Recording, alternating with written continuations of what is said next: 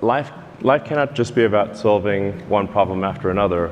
There have to be things that really sort of move your heart and that make you excited to wake up in the morning. And I think becoming a spacefaring civilization is one of those things. If you ask kids anywhere around the world, like what are some of the most inspiring things? You can ask a 5-year-old, 6-year-old, anywhere in the world, and they're going to say, space exploration is one of those things. And we want to make sure that that Apollo is not the high watermark.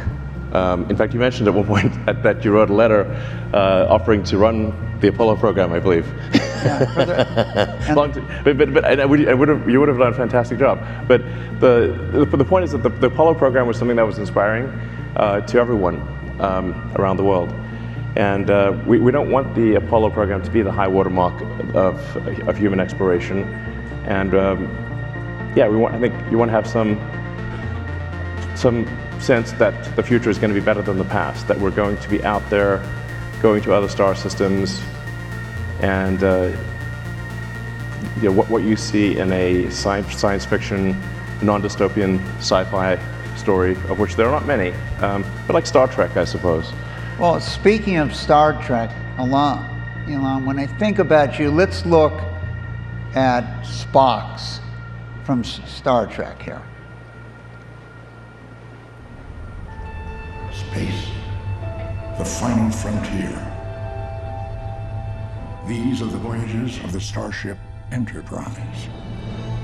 Her ongoing mission, to explore strange new worlds, to seek out new life forms and new civilizations, to boldly go where no one has gone before. So when I think about you, I think about Spock and Captain Kirk, and you're going to take us to places we've never gone before. Yeah, that's the idea.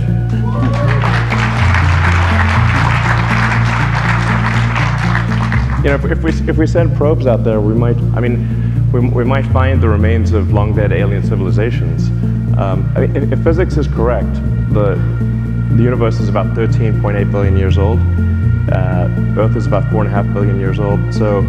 But at 13.8 billion years, a civilization that even lasted 1 million years is 3 digits past the decimal point.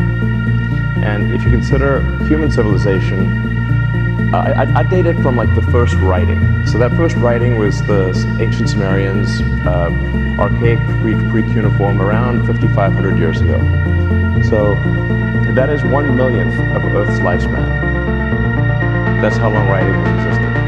So if we were to last as a civilization for 1 million years, that would be incredible. And we would actually probably be in every part of the galaxy. So this causes me to think that, well, where are the aliens? It's the Fermi question.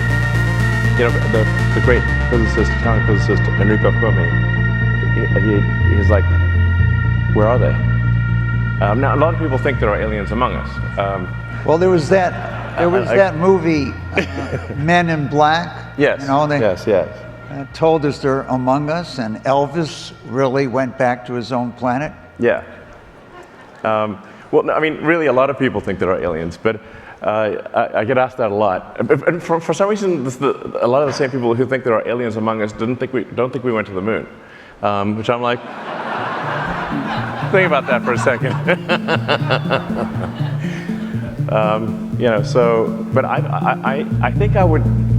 I've not seen any evidence of aliens, and SpaceX with the Starlink constellation has roughly 6,000 satellites, and not once have we had to maneuver around a UFO. Okay, so we were like, hey, what's that?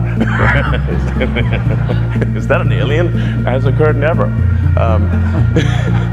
So I'm like, okay, I don't see any evidence of aliens, and I look at it, and if somebody has evidence of aliens in a, that's not just a fuzzy blob, then I'd love to see it, love to hear about it, but I don't think there is.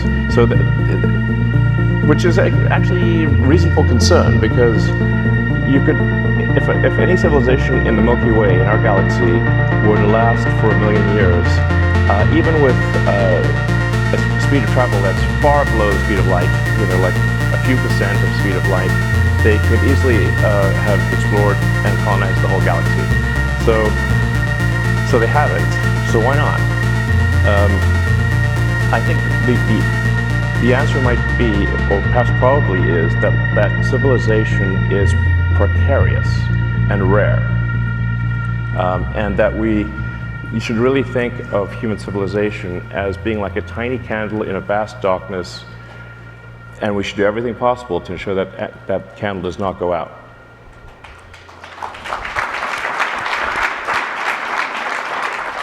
So, Elon, I thought one of the interesting things for the people on X viewing this session, and the people in the audience here, is that maybe I'd give you a few of your quotes and you can comment on them. Okay, let's start with this one. Free speech. Freedom of speech is the bedrock of democracy. Without it, America ends. Yes, it's obviously not possible to have democratic elections if people do not have access to the information that would allow them to make the right decision on a candidate or a party.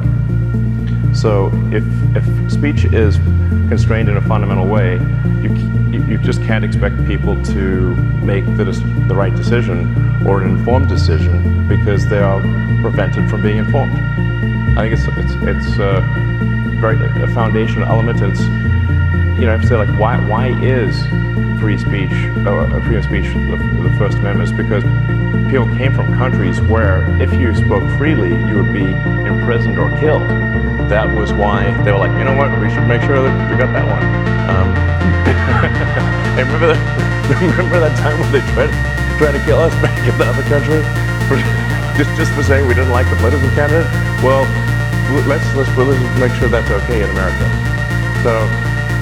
And so actually in a lot of parts of the world, you can't really say, most parts of the world, you can't really say what you want to say without some bad consequences. So, and sometimes people forget, like, why is the Constitution there? The Constitution there is to protect the people from the government. So, like, it's to make it hard to change things. That's why the Constitution exists. Don't forget about that. Like, don't take it for granted. Let's try the next quote. Yeah. The fundamental error of socialism is shifting capital allocation from highly effective entrepreneurs to astonishingly ineffective government. Right, I think we'll find hearty agreement in this room.